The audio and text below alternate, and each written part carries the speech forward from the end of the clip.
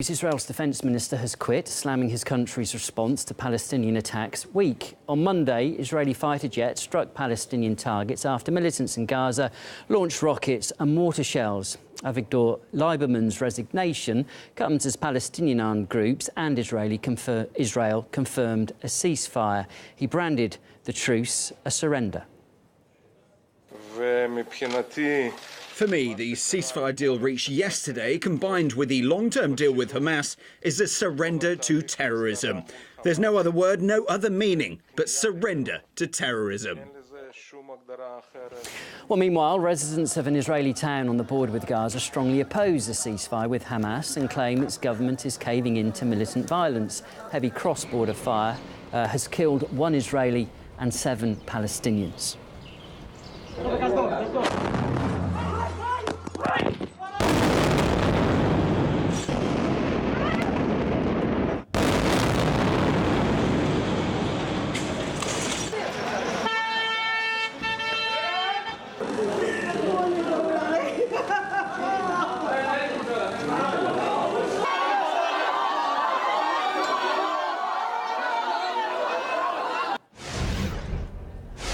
OK, well, let's get the views now of Avigdor Lieberman. He's a Russian-Israeli journalist and political activist. We appreciate your time, Mr. Lieberman, tonight. Mr. Lieberman has stepped down, claiming that Israel's response has been too weak to Hamas. Do you think he has much support in Israel? Well, this ceasefire, of course, was very unpopular, and what Lieberman did was actually a good political step from his partial point of view. It's good for him politically.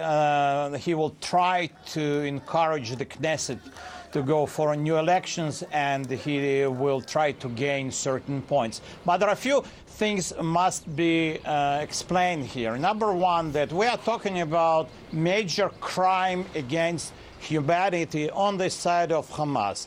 There are 460 rockets fired on our civil targets, neighborhoods, living neighborhoods. 460 rockets. I mean, this is a crime against humanity. And of course, whatever Israel does is too little. And one has to understand the reasons why Israel agreed to this ceasefire. You know, our prime minister, he likes innovations, high technologies, and Israel is #2 in the world.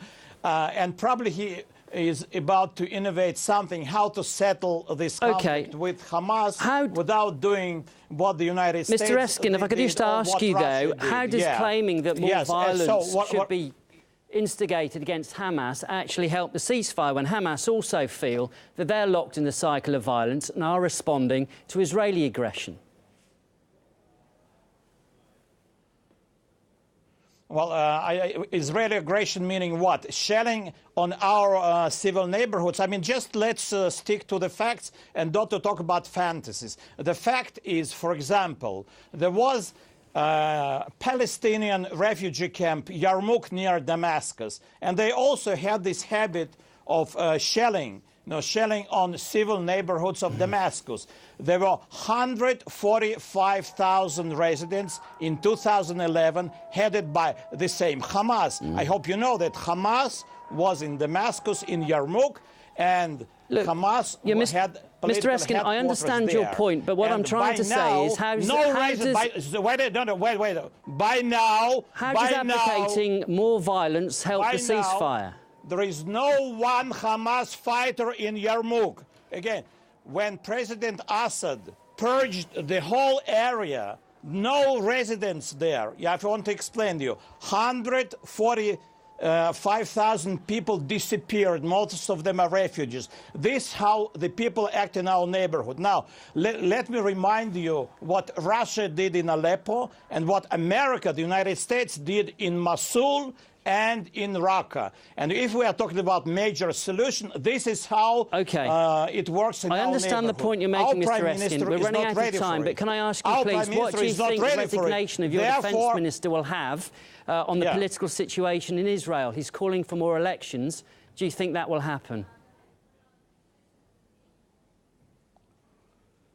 Yes, good chances that in a couple of months we'll have a new law that Knesset will pass about the elections, and again, the same prime minister will win the elections. As you understand, in general terms, Netanyahu is very popular. Although this ceasefire decision was not popular, Netanyahu wants step by step, first to solve the problem of Iran with some of our Arab partners, and that there will be no funding for Hamas, because Iran sponsors Hamas terrorism around $100 million per year.